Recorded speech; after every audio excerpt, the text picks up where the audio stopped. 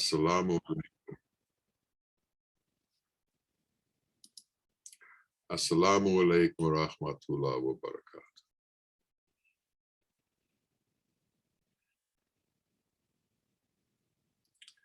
At the core of understanding reality, at the core of understanding the truth, at the core of all true knowledge, we have to understand that God is the forefront of everything. And in our lives, we have to, in everything that we do, place God at the forefront of what we do. It's customary in Islamic circles that before anyone does anything or begins any project or begins any kind of effort, they say Bismillahir Rahmanir Rahim, which means in the name of God, the merciful and the compassionate. But it means more than that. It means that we, each of us, individually, acknowledge that whatever we do is dependent on God, that whatever we encounter, the results are dependent on God, that all of our endeavors are dependent on God. And when we truly believe that, and when we truly incorporate that understanding in our life moves in a different direction, and it moves in a different way because it moves with God as opposed to independently of God. And we need, each of us, to realize that we cannot move independently of God. We may think that we move independently of God, and we may act as if we move independently of God, but that's because we've lost the truth. If we had the truth, if we were tied to reality, we would be tied to the understanding that everything happens because of God. When we were with the Shaykh during his lifetime, life was centered around him. Whatever we did was centered around him. Whatever we were involved in was centered around him. Because everything that we did, we would bring before him and tell him about. And he would then give us his opinion and his ideas about these things. But it was not inside of our thinking at that time to enter into a venture or to begin something without discussing it with the Shaykh. And because we would be here with the Shaykh, in the beginning, I lived about 75 miles from Philadelphia. So we used to come on Tuesday and Thursday, and we used to stay the weekends. So 2 of the evenings during the week we were there, and we were there entirely during the weekends. And essentially what happened is the core of what we were doing, the essence of what we wanted to be involved in, was being with him. Now, in this world, people run to accumulate certain things. People think they need wealth. People think they need money. And for this world, to an extent, you do need wealth and you need money. But for the next world, you need grace. And you have to do things that help you acquire grace. And what is it that helps you acquire grace? And what is it that's more important in your life? Is it obtaining worldly wealth, or is it obtaining grace for the next world? While the Shaykh was living, our encounter with him became the most important thing that we did. So in essence, even though we lived in the world, we really lived with him. And so in a very interesting way, we were living a monastic life in the midst of the world, because we went and we did our jobs and we went to work, but everything else besides that was an encounter with the Shaykh. The highest form of enjoyment for us during that time was to be able to sit on the floor in front of the Shaykh and in his presence. His presence was soothing and calming and loving, and created within us a sense of well-being that indicated that there was no more that we needed. So we had this feeling of fulfillment. We had this feeling of everything was correct and appropriate in the world, mainly because he was correct and appropriate, and being in his presence allowed the resonance of what it is to be correct and appropriate enter into our being, and we became correct and appropriate. And while all of this was going on, it was constantly repeated that existence revolves around our faith in the truth, our faith in God, our faith in Allah, and our connection to Allah. And without that connection, there is no entrance into reality. I want to tell you a story that I've told often that exemplifies this to a degree. Bawa was in the United States on a visa, and he was traveling back and forth. So every year and a half, 2 years, he would go back to Sri Lanka and come back here. And there was a constant need to reapply for visas and get all those kinds of things done. So we concluded it would be easier if we got him a green card. And a green card is a permanent residence visa, which means you can come and go as at will without going through constant paperwork. So part of the process of getting a permanent resident visa is an interview. And I got a call one evening that says the interview's tomorrow, be here tomorrow morning at 9 o'clock. We need to be there at about 11 and you're going to take them.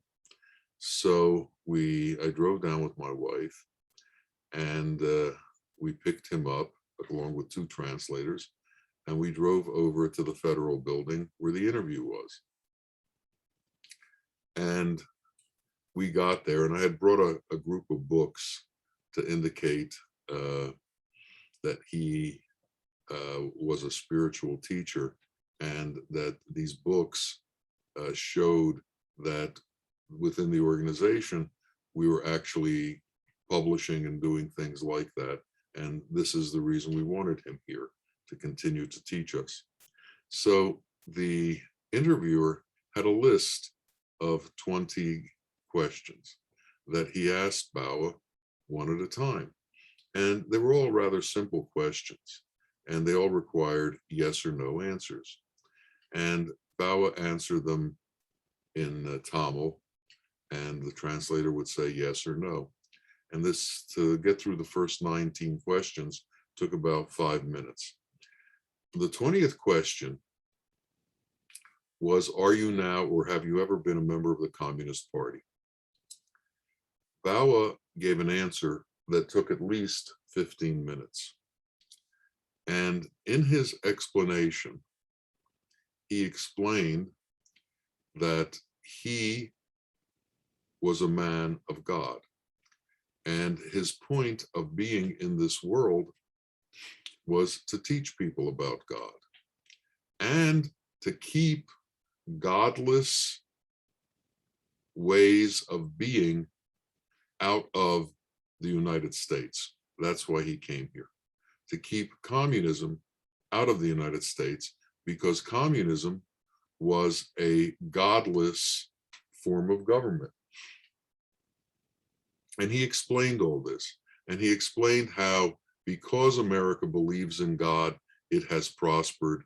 And if America were to lose its belief in God, its prosperity would go away, and so on. When he was finished, the translator just said no. And when we got in the car afterwards, when everything was finished, and the one who was doing the questioning never actually asked what he had said, because I don't think he cared. He was just trying to get through his day. But when I got in the car, I asked Dr. Ajwat what happened, and he told me the translation that I had just told you. And he said he thought it would be easier just to say no, because if he had tried to explain all of this to the interviewer, he would have thought we may have been a little bit nuts. The perception that a little brown man can sit on a bed in Philadelphia and keep communism out of America is a stretch for the imagination of most people. Most people can't believe that a man who is connected in communion with the Almighty can affect things within the world.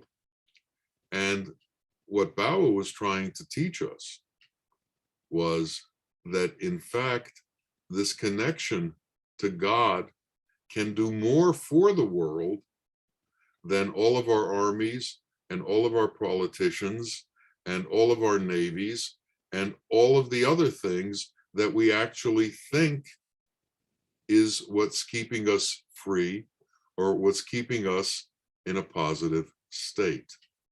The point being that for things to go appropriately in life and for things to culminate in the place where grace is obtained, one has to keep God at the forefront of everything that's done. And what communism does, and so many other ways of doing things do, is they put economics ahead of God. They put race ahead of God. They put supposed freedom ahead of God. They think all of these things are more important than God. Now, in America, at one time, there was a religious leader who was African American. His name was Dr. Martin Luther King, and he was also a preacher, a minister. And all of his attempts to bring racial equality into this country for the African Americans were faith-based. And he took on a nonviolent attitude in order to try and accomplish this. So he stayed within the circle of what is permitted in order to gain what he wanted. He didn't preach armed rebellion. He didn't preach rioting. He preached nonviolence, and he preached godliness. And he preached that through nonviolence and godliness, man could obtain his freedom. Now, he learned from Gandhi. Gandhi did the same thing in India. In India, they ended up getting their freedom through a faith-based, nonviolent interaction with their oppressor. In the same way, Martin Luther King, Dr. Martin Luther King Jr., tried to accomplish the same thing in a faith-based endeavor. Look at the world today. How many of these movements that are attempting to obtain freedom or attempting to attain rights for freedom are in fact faith-based? How many are economic-based? How many are anger-based? In reality, if anything is going to happen in a positive way, it needs to be faith-based, because that which is at the kernel of what we're trying to accomplish is what we're going to accomplish. So if our momentum is based in anger, we're going to accomplish anger. If our momentum is based in hatred, we're going to accomplish hatred. But if our momentum is based in love and within God's qualities, then what we are going to accomplish is grace-filled. And we may not see the results of that, but at least within us, there will be a grace-filled situation. And we, each of us, needs to move forward in that way.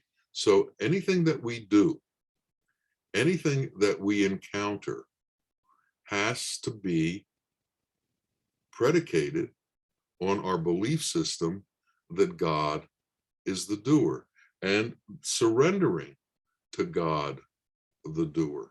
And surrendering to God the doer means that we go forward with the qualities that belong to God, and we have to understand those qualities. Once we were sitting in the fellowship and Bawa was giving a talk, and at the end he said, "Does anyone have a question?" And this young man stood up and he said, "I don't have a question, but I want to tell you that I love you very much. And I'm wearing a sarong just like you wear. And I'm wearing a shirt just like you wear. And I'm going to grow a beard just like you do. And I'm going to wear a turban just like you do." And Bawa shook his head and said, "Very good, very good. But if you want to be like me," and then he took his finger and he put it in his mouth. And he said, "You have to have this tooth pulled. I'm missing this tooth, and you have to have this tooth pulled." And I didn't think much of it. About 10 years later, I'm sitting with him in his room, and it just struck me about this incident that happened 10 years ago, and I remembered it. And I said, and I told him the story, and I said, "You said in response to somebody who wanted to be like you, that to actually be like you, they had to have this tooth pulled, and you pointed to a tooth in your mouth. What did you mean?" And he told me.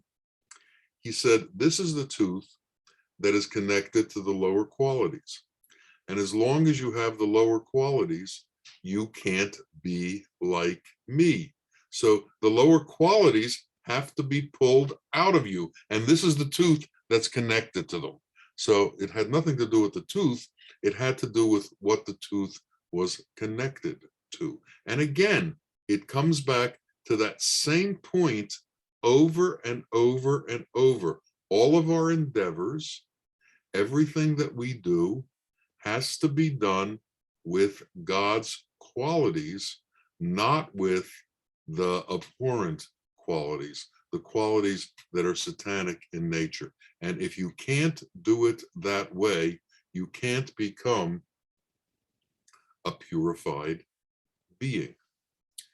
There's a hadith that says, if you do something offensive to a perfected man, God will not forgive you. God will say to you, go to him who you offended and forgive him, and ask him to forgive you. And then the person asked Bawa, when they heard this hadith, well, what if you offend somebody who's not a perfected man? And he said, you shouldn't take the chance. You can't know, and you can never know when you'll run into a perfected man. So again, it comes back to the golden rule. Do what's appropriate in every situation and stop trying to create situations where you can go outside of the bounds of what's permissible. People very often conclude that the end justifies the means. So in order to get what you want, you can do things that maybe are outside of the realm of what's permitted because what's going to happen is good. Well, it's not true. We, each of us individually, are not judged by results. We're judged by what we do on the way towards results. Results are in God's hands. They're not in our hands. But our actions, as we move forward, are in our hands. And what we can control is how we act. So we have to understand that we are not going to be judged on results in this world. We're going to be judged on our actions in this world and how we went about doing the things that we do in this world. How we react to the world and the qualities that we use. Now, there are people who never understand this. There are people who, because they don't understand this, live with burdens their entire life because they have no idea how to rid themselves of these burdens. The difficulties in life, the burdens in life, are carried by us because we haven't given up our burdens to God. We haven't released ourselves of that which makes life difficult for us. We need to get to a place, we need to get to a point where we realize that what's going on here is all God's will. And through surrendering to God's will, we become free. And what is it that we become free of? We become free of our desires. We become free of the hallucinations of our mind. We become free of our needs. So what really burdens us in this world is our expectations of who we should be, what we should have, how we should be respected, and our place within the world. Well, if we can remove ourselves from all of those kinds of thoughts, we enter into a different place. Why do men go to monasteries or women go to monasteries. They go in order to be released from all of the difficulties of the world. They go to be cloistered from the difficulties of the world. They go to be separated from the difficulties of the world. Well, in Sufism, we live in the world, but are not of the world at the same time. We work in the world, we encounter in the world, but we don't believe in the world. So the monastic life can be lived in the world. And that life is essentially a separation from attachment to that which we deal with within the illusory nature of this existence. Again, we have to understand that we are in a journey. This journey is going from this world to the next world. We have to supply ourselves what we need within this world, but we also have to prepare ourselves for the next portion of the journey. If you were taking a trip to Alaska and to Florida, and you only packed for Florida, and then you ended up in Alaska on the second part of the trip, you'd be in trouble in Alaska. We need to prepare ourselves while in this world for the next world. And this is why we ended up with a Shaykh. This is why we look to wise people, because we are incapable of comprehending what the next world is like. Well, they tell us what the next world is like.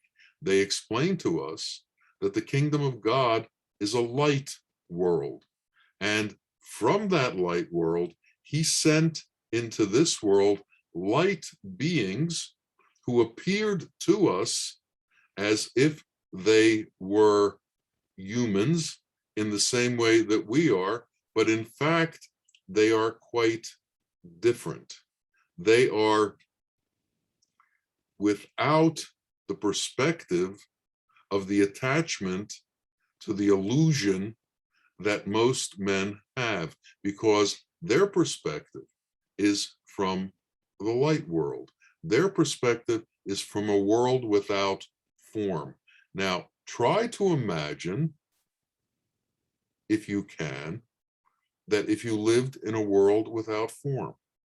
Try to imagine if you lived in a non-elemental world. Try to imagine consciousness without a body. Try to imagine consciousness as light and the interaction of that consciousness within light. Light doesn't have the needs that this body has.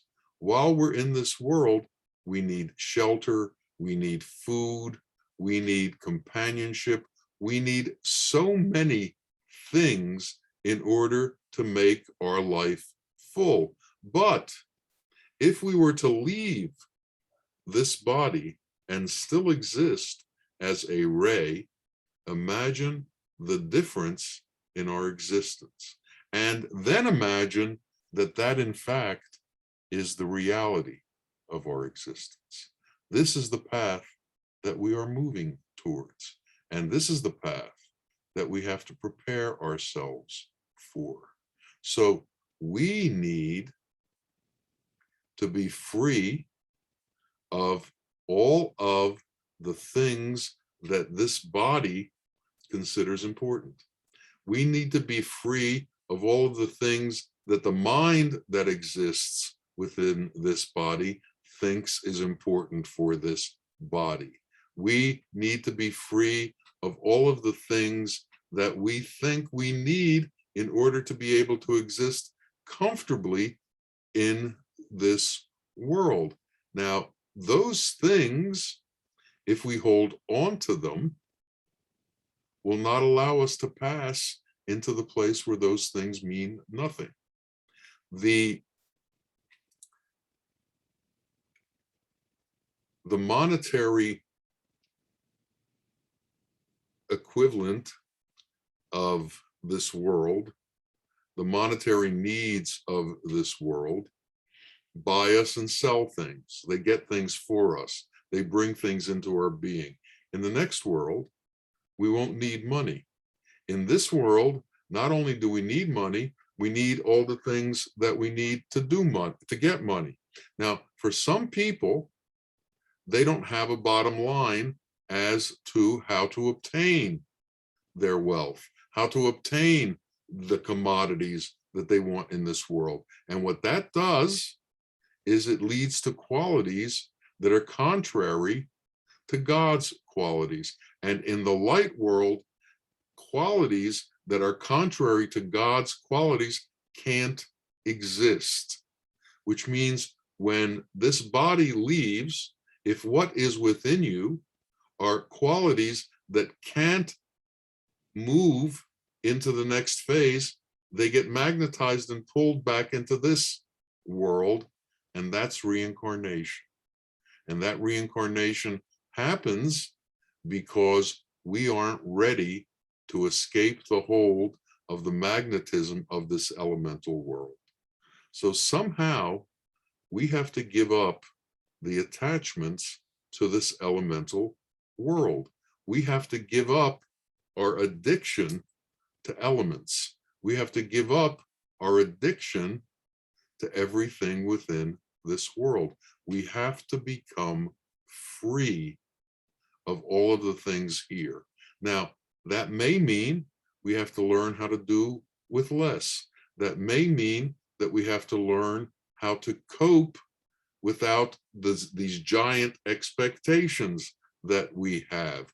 You know, in America, we have outsized expectations. The wealthy often become the role models for society, and everybody thinks if they don't reach those levels, they've somehow missed something. But the people who have reached those levels don't have peace. And why don't they have peace? Because their life has been involved in accumulation of elemental things, and they've ignored the formless things that are the eternal things within this creation. They are eternal, the eternal things within our Lord, and we have to learn about that. If we can't figure out about the formless, eternal things, we cannot move into the realm of eternity. So we have to make a decision of what's the most important thing in our life. And what happens usually is younger people can't comprehend that. As you get older, it becomes more self-evident that this body is going to disappear. When you're young, very rarely does it hit you that this body is going to disappear. It takes unique circumstances to make you cognizant of it, like the death of someone close to you, or some kind of imminent danger that you're involved in. So we need to refocus our attention in this world, and we need to understand that almost everything that we're taught in the schools, almost everything that we're taught in the colleges and the universities is about this elemental world, and very little is taught to us about the formless world, the light world, the world of godly consciousness, the world of godly qualities. And in order to find that, we have to go after it ourselves. There's a book called The Strange Life of Ivan Osaka, which I read when I was young, and it put things in perspective and was a little scary. It's about a man who walks down the street and he sees a sign that says magician. And he thought, that's interesting. And he walks up 3 flights and he gets in and he begins, and he he meets a man and it says, "You're a magician, is it true?" He said, "Yes, I am, and I can accomplish things." And he said, "Well, what I would like is I would like to go back 20 years in my life, and so I could redo all of the things that got me to the place that I am today. I made a lot of mistakes." And he began to describe all of these elemental problems that he had. He could have bought something and his business would have been better. He could have married a different woman, etc. And he went on and on and on. And he said, "What I would like you to do is send me back 20 years. And the magician said to him, "I can do that for you, but it's not going to change anything. Because once you're put back into that elemental world, you're going to make the same mistakes because you're going to forget about what you did wrong, and the emotions of the moment are just going to pull you in that place. What I suggest is that you ask me, can you teach me the truth? And can you teach me reality so I can escape from all of these things that have trapped me?" And the man said, "No, that's not what I want. I want to be sent back 20 years. He said, "Well, I'll send you back 20 years, but you know what? In 20 years later, you're going to walk by this street. You're not going to see the sign, and you're just going to pass it by." And that's essentially what happened. Well, we're in the same boat. Are we looking for answers to our dilemmas within this world? Or are we looking to understand truth, which takes us beyond this world into reality, with the understanding that this world we live in now is not reality? Each of us has to make that decision on our own. Where do we spend our time? Where do we focus our life? And that is what's going to determine whether we are eternals or whether we are reincarnations. And we have to understand that. And that is what's in front of us. That is what's open to us. And that's why the light beings come into the world, so that they can show you where true happiness, where true contentment exists. Bawa didn't have any money. He didn't need any money. Bawa didn't have any possessions.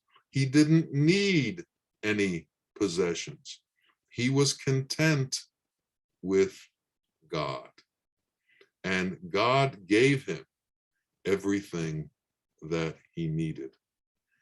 We need to become content with God and content with understanding that within compassion, within mercy, within justice, within kindness, within love, we can be fulfilled. But within wealth, within fame, within all of the attributes of the world, we will never be fulfilled. Why are rich people alcoholics? Why are rich people drug addicted? Because they're self-medicating. They haven't been able to find peace in their wealth. And you can't find peace in wealth. You have to find peace where peace exists. Salam is peace. Salam is the name of God.